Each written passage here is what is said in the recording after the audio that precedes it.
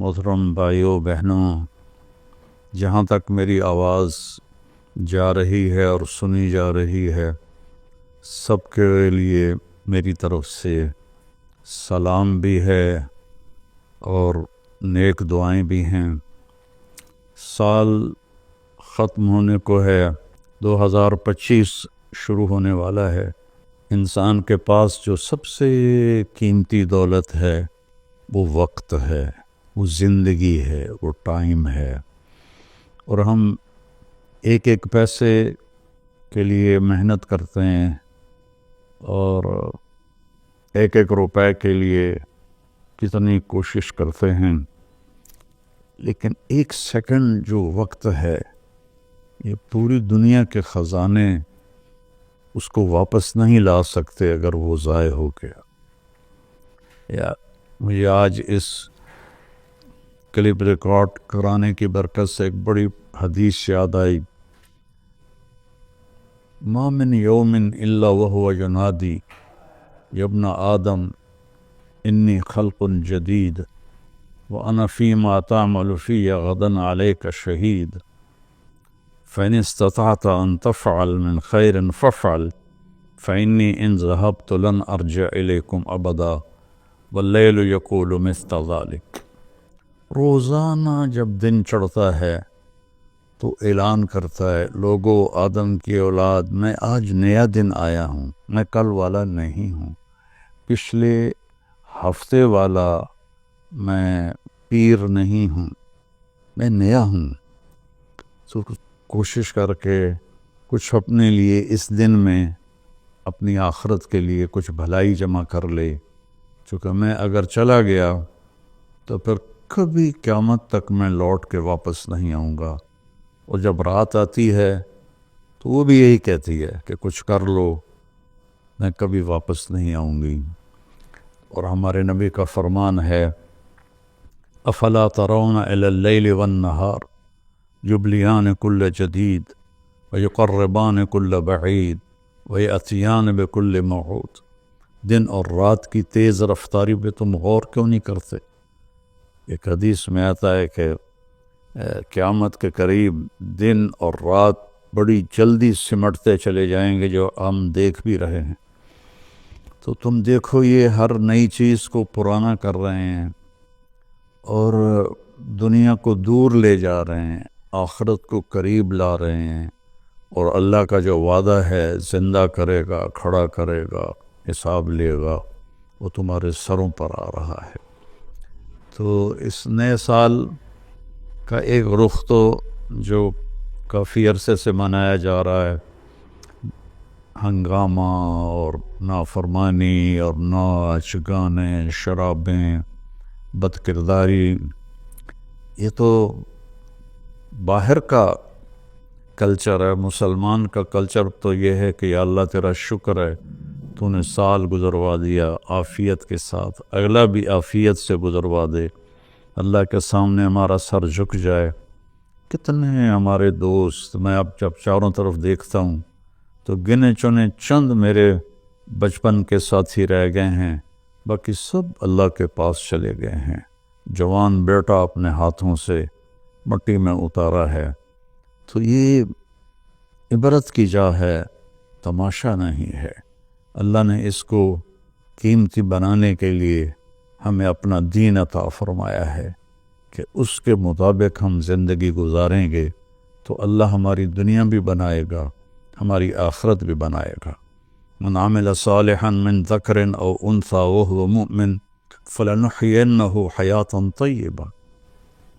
کتنی الگ بات قرآن کر رہا ہے کہ ساری دنیا دوڑ رہی ہے کہ پیسہ آئے گا تو ہماری لائف بڑی اچھی ہو جائے گی، خوبصورت ہو جائے گی، لیکن میں تو کوئی 100 کے قریب ملک پھرا ہوں، میں نے تو لائف اٹ سیلف کو بہت دکھی دیکھا ہے۔ چیزیں، پیسہ، ذاتی جہاز، ذاتی کروز، سب کچھ دیکھا، لیکن زندگی اٹ سیلف کو بہت دکھی دیکھا ہے۔ یہ قرآن کہہ رہا ہے کہ تم میں جو اللہ اس کے رسول کی مان کر اچھے عمل کرے گا اور وہ ایمان والا ہوگا تو اس کا رب ان کو انتہائی خوبصورت، پاکیزہ اور خوشبودار زندگی عطا فرمائے گا۔ طیبہ کے یہ کئی مطلب ہیں، لیکن خوبصورت طیبہ، خوبصورت پاکیزہ طیبہ، خوشبودار طیبہ، ایسی زندگی اللہ عطا فرمائے گا۔ پیسہ ہے تو بھی ہوگی اور پیسہ نہیں ہے تو بھی ہوگی۔ اور پچھلے 2.5-3 سال سے ہمارے ملک کے حالات انتہائی تباہی کے ہیں، دکھ کے ہیں، تو اس میں ہم ایک دوسرے کو الزام دے رہے ہیں، اس کا قصور ہے، اس کا قصور ہے، لیکن جب میں قرآن دیکھتا ہوں تو وہ کہتا ہے کہ تم سب کا قصور ہے۔ ما اصابکم من مصیبت فبما کسبت ایدیکم ویعفو عن کثیر، جو تم پر مشکلیں آ رہی ہیں اس کی ذمہ دار تم سب ہو، تم سب ہو، کوئی ایک طبقہ اس کا ذمہ دار نہیں ہے۔ ریڑھی والے سے لے کر بادشاہ تک کو اللہ تعالیٰ کہہ رہا ہے، اور جھاڑو دینے والی سے لے کر شہزادی کو اللہ تعالیٰ کہہ رہا ہے کہ تم سب کی وجہ سے اللہ کی طرف سے تم پر حالات آ رہے ہیں، اور ابھی تمہیں بہت سارے تمہاری خطائیں معاف کر دیتا ہوں۔ تو ہم سب کو اگر اپنے ملک کو سنوارنا ہے اور آخرت کو سنوارنا ہے تو ہم اپنی ذات سے شروع کریں کہ میں اپنے اندر سے برائی ختم کروں، جھوٹ کو، بدمعاشی کو، ظلم کو، نافرمانی کو۔ 2 گناہ ایسے ہیں جن کی سزا دنیا میں شروع ہو جاتی ہے، موت کے بعد وہ الگ ہے۔ ایک ماں باپ کو دکھ دینا، ان کی نافرمانی کرنا اس درجے کی کہ وہ دکھی ہو جائیں، اور ایک ظلم کرنا، یہ 2 چیزیں اللہ تعالیٰ یہیں سے شروع کر دیتا ہے حساب کتاب۔ تو ہم سب مل کر اپنے ملک کو ظلم سے پاک کریں، جھوٹ سے پاک کریں، دغا بازی فریب سے پاک کریں، بد کرداری سے پاک کریں، اور جو بہت زیادہ بے حیائی ہے اس سے پاک کریں، اور اپنے اللہ کی بارگاہ میں جھک کر توبہ کریں، معافی مانگیں۔ گھر ٹوٹ رہے ہیں، طلاقیں ہو رہی ہیں، طلاقوں کی ریشو بہت بڑھ گئی ہے کہ زندگی گزارنے کا پتہ ہی کوئی نہیں ہے۔ تو میرے عزیزو، اللہ کی بارگاہ میں ایک دفعہ توبہ کرنا سب گناہوں کو صاف کر دیتا ہے۔ پھر ایک اور حدیث یاد آ گئی، ایک دفعہ جبریل ہمارے نبی کی خدمت میں حاضر ہوئے کہ یا رسول اللہ، ہم آپ کی امت کے لوگوں کے، مرد عورتوں کے عمل لکھتے ہیں، آنسو نہیں لکھتے۔ سبحان اللہ۔ آپ نے فرمایا کیوں؟ آنسو بھی تو ایک عمل ہے۔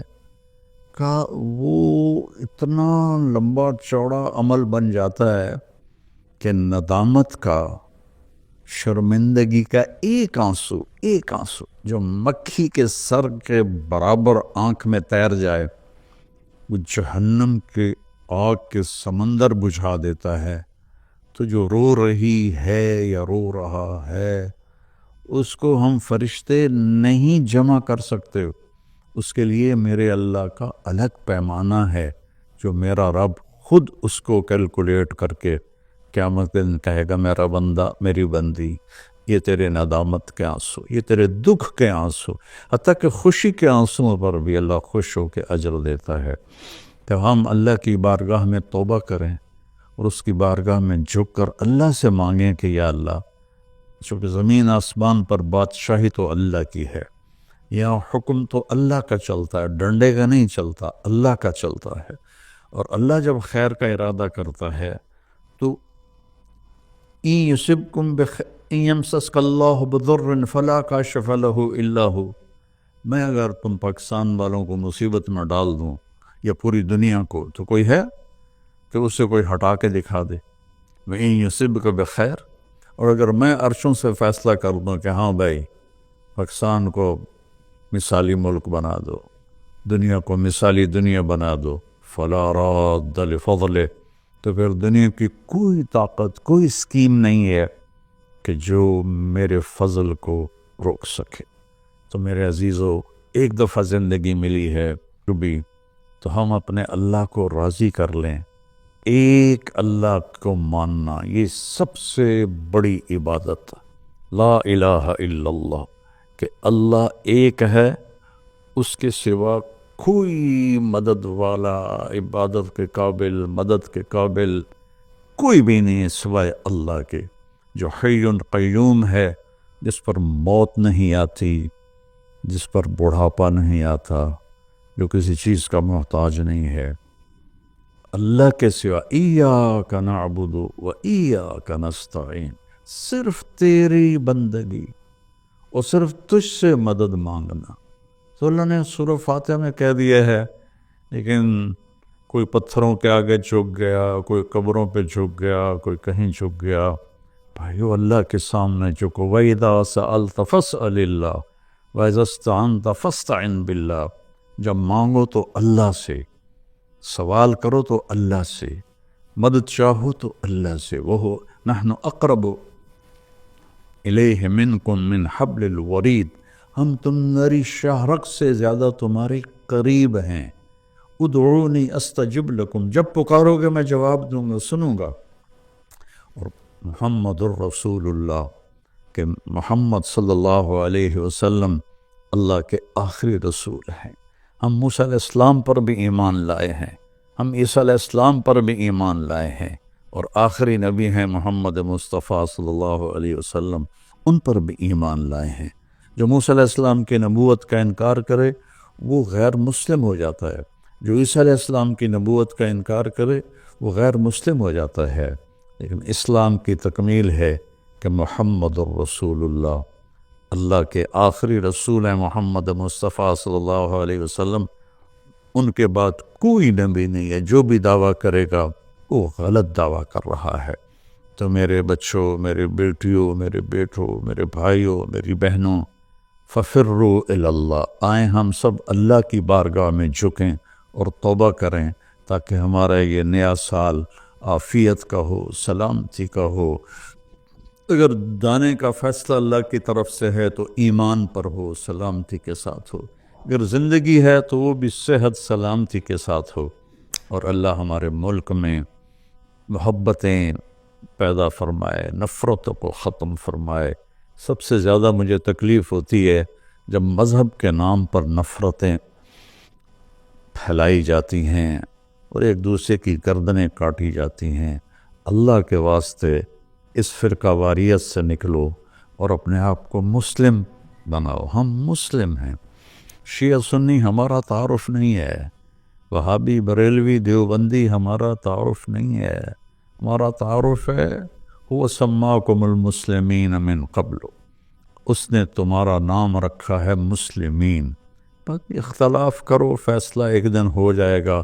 یہاں ترازو ہم اپنے ہاتھ میں لے لیں، درگزر کریں، معاف کریں، محبتیں پھیلائیں، اپنے کاروبار سے جھوٹ کو، سود کو، دھوکے، فراڈ کو نکالیں، نشوں سے بچیں۔ یہ ایک آیت آپ کو سنا کے ختم کرتا ہوں، وَسَقَاهُمْ رَبُّهُمْ شَرَابًا طَهُورًا، کہ جنہوں نے دنیا میں ان نشوں سے اپنے آپ کو بچایا اور اللہ تعالیٰ کو راضی کیا، تو ان میں سے ایک کا مقام یہ ہے کہ سقاہم ربہم، ان کا رب خود انہیں شراب طہور پلائے گا۔ اور وہ کہیں گے یا اللہ آپ تو اتنے بڑے رب ہیں، آپ ہمیں پلا رہے ہیں، تو اللہ فرمائیں گے ان ھذا کان لکم جزاء وکان سعیکم مشکورا، یہ تمہاری محنت کا صلہ ہے، جو تم نے دنیا میں صبر کیا، آج اپنے رب کی بارگاہ میں تمہارا رب تمہیں پلاتا ہے، وہ کیا اعلیٰ مقام ہوگا۔ اللہ تعالیٰ جتنے بھی گناہ ہیں مایوس نہ ہوں، پریشان بھی نہ ہوں، فکر مند بھی نہ ہوں، صرف توبہ کریں، صرف توبہ کریں۔ یہ کہنا ہے کہ اللہ آپ ہی معاف کر دے گا، آپ خود سوچو شمر اور حسین برابر پھر ہو جائیں گے؟ کوئی انصاف بھی تو کوئی چیز ہے۔ آل رسول کا خون پانی کی طرح بہہ جائے اور دونوں ایک ہی ترازو میں بیٹھ جائیں، ہے کوئی عقل میں آنے والی بات؟ ہے کوئی انصاف کی یہ بات؟ اللہ پہ معاف کرے گا، اللہ بڑا غفور رحیم، اللہ پہ معاف کرے گا، اللہ معاف کرے گا، لیکن توبہ شرط ہے، توبہ شرط ہے۔ میرے نبی کی نسل نے اپنی جان کا نذرانہ دیا یہ بتانے کے لیے کہ جنت ایسی سستی نہیں ہے، اللہ کو راضی کرنے کے لیے جان کے سودے کرنے پڑیں تو کر دو، اولاد کے سودے کرنے پڑیں تو کر دو، لیکن وہ ناراض نہ ہو، اس کا حبیب ناراض نہ ہو۔ مہربان ہے، میں ایک لفظ بولوں یا اللہ مجھے معاف کر دے، میرے ہزاروں سال کے گناہ اللہ ایک لمحے میں کہتا جا میرا بندہ معاف کیا، پلٹ کے پوچھتا بھی نہیں کہ دوبارہ تو نہیں کرو گے، پھر ہو جائے تو پھر توبہ کر لو، پھر توبہ کر لو، پھر توبہ کر لو۔ اللہ غفور رحیم ہے۔ آؤ بھائی ہم سب اہل وطن اور سارے مسلمان اللہ اور اس کے رسول کی طرف لوٹیں تاکہ ہماری دنیا بھی بنے اور آخرت بھی۔ جبریل بیٹھے تھے اللہ کے نبی کے پاس، تو ایک دھماکہ ہوا، تو آپ نے فرمایا یہ کیا دھماکہ ہوا؟ تو جبریل بولے آج ایک دروازہ کھلا ہے جو پہلے کبھی نہیں کھلا، اور ایک فرشتہ آ رہا ہے جو پہلے کبھی نہیں آیا، اور ایک کلام لے کے آ رہا ہے جو پہلے کبھی نہیں آیا۔ فرشتہ جب اترا تو انہوں نے کہا یا رسول اللہ ابشر بنورین، یا رسول اللہ آپ کو دو نور کی بشارت۔ کون سے دو نور؟ ایک سورۃ فاتحہ اور ایک سورہ بقرہ کی آخری آیات، آمن الرسول سے لے کر آخر تک۔ یہ اللہ کے، آپ نے فرمایا یہ جنت کے خزانوں میں سے ایک خزانہ ہے جو اللہ نے زمین پر اتارا۔ تو میں سوچتا تھا کیا چیز ہے اس جو اللہ نے اس کو کہا یہ میرے خزانوں میں سے خزانہ ہے۔ تو پہلے ہم اس کا ترجمہ کرتے ہیں جو کہ بہت لوگ سن رہے ہوتے ہیں۔ ایمان لائے اللہ کے رسول اس پر جو اترا ان پر اپنے رب کی طرف سے، اور سارے ایمان والے بھی ایمان لائے، سب ایمان لائے اللہ پر، فرشتوں پر، کتابوں پر، رسولوں پر، اور یہ کہا کہ ہم کسی رسول میں کوئی فرق نہیں کرتے، اور ایمان والوں نے کہا ہم نے سنا، ہم نے اطاعت کی، اللہ تیری مغفرت چاہتے ہیں، تیری طرف آنا ہے۔ اللہ کسی کو اس کی ہمت سے زیادہ تکلیف نہیں دیتا، جو کرے گا اس کا صلہ پائے گا، جو غلط ہوگا اس کی بھی جزا دیکھے گا۔ اے اللہ ہماری پکڑ نہ فرما، ہم بھول کے کریں یا جان کے کریں، ہم پر ایسے بوجھ نہ ڈال جو تو نے دوسروں پر ڈالے۔ یا اللہ ہم پر وہ بوجھ بھی نہ ڈال جس کو ہم اٹھا نہ سکیں۔